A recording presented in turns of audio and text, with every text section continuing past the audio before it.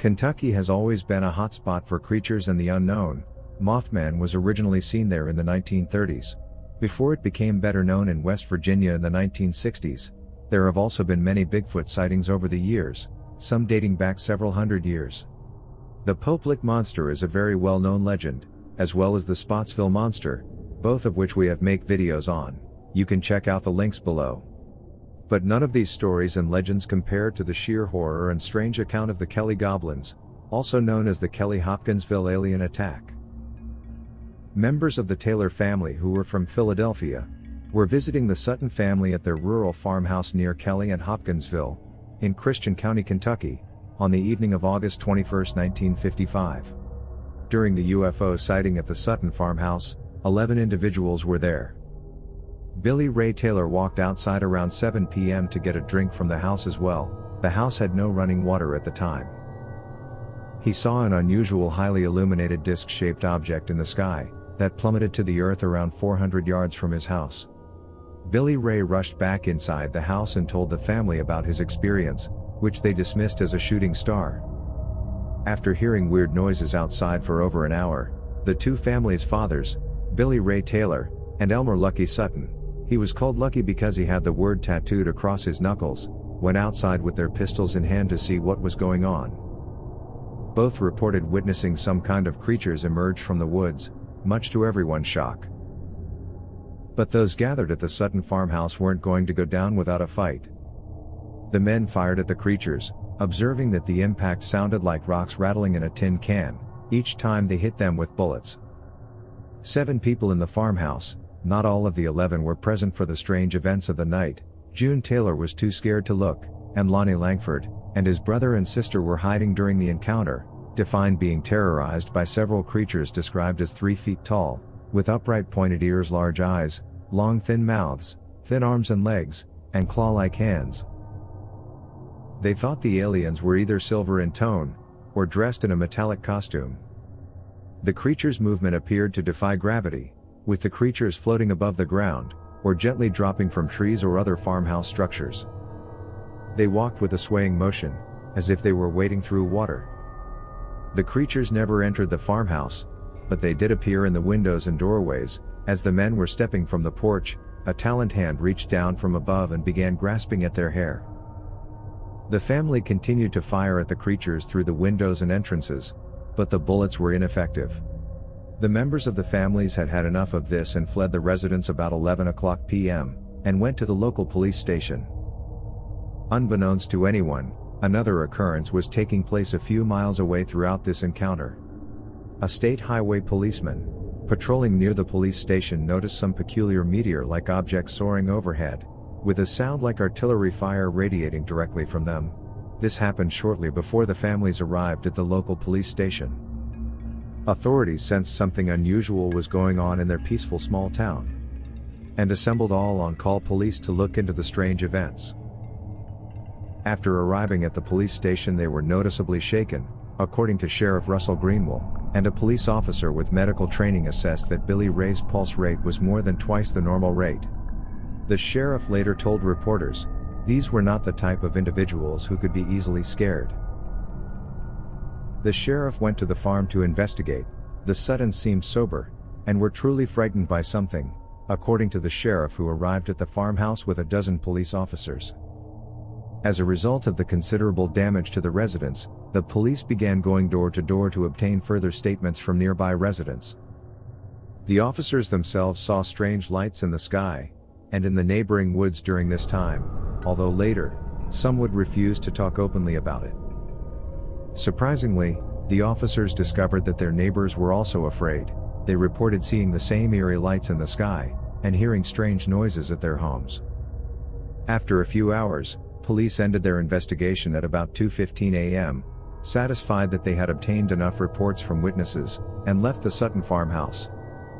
The creatures returned to the farmhouse not long after, terrifying the homeowners until around 4:30 a.m. that morning, according to the families. They claimed the strange goblins attacked them again. The next day, investigators worked with witnesses to collect accounts and create sketches of the creatures based on the descriptions they provided. They noted that all witness descriptions were consistent. and all reports of the incident were essentially accurate. Other witnesses, including guests at the nearby Shady Oaks restaurant, said they saw unusual lights in the sky as well. The Air Force was dispatched to investigate shortly after, but did little more than examine the farmhouse and surrounding grounds.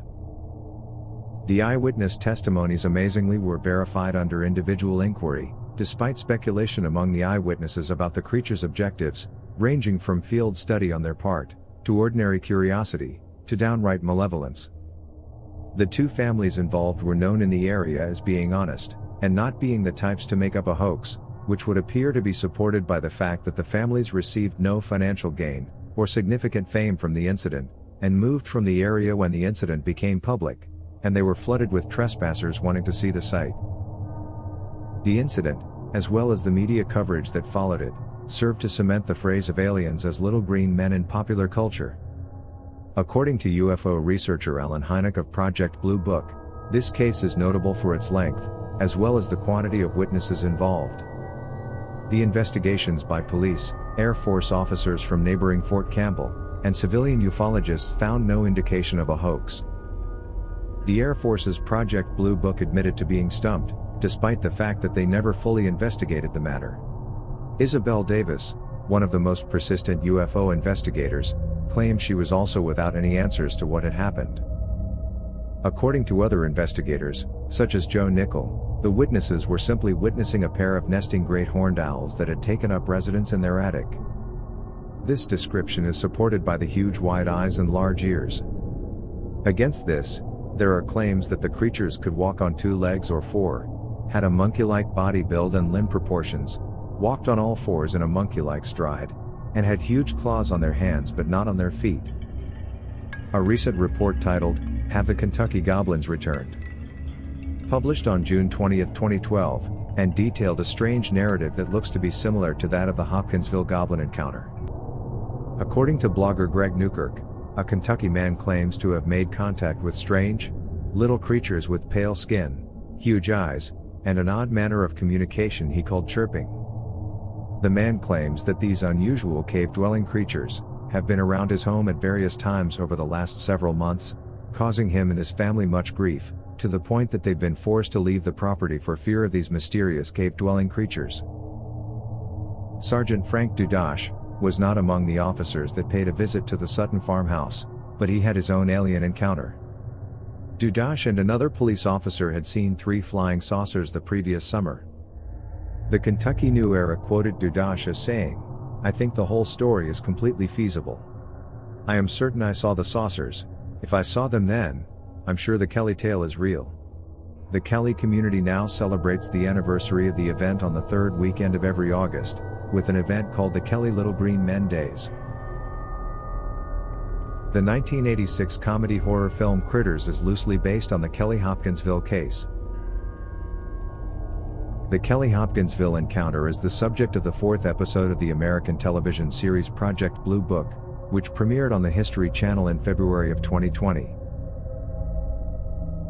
A movie about the incident called The Invasion of Kelly, starring Elmer Sutton Jr., who played the role of his father, is available to watch free on YouTube. We have posted the link below if anyone would like to watch it. Lucky Sutton's daughter, Geraldine Sutton Stith, who was only a toddler at the time of the sighting, revealed nearly 50 years later that she believed the story was true.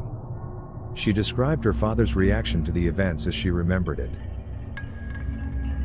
"It was a serious thing to him. He said it happened to him. He said it wasn't funny. It was an experience he said he would never forget. It was fresh in his mind until the day he died. It was fresh in his mind like it happened yesterday. He never cracked a smile when he told the story, because it happened to him and there wasn't anything funny about it. He got pale, and you could see it in his eyes. He was scared to death." So what do you think about the Kelly Goblins? Do you think the story is true? Let us know in the comments below, and as always please like and subscribe.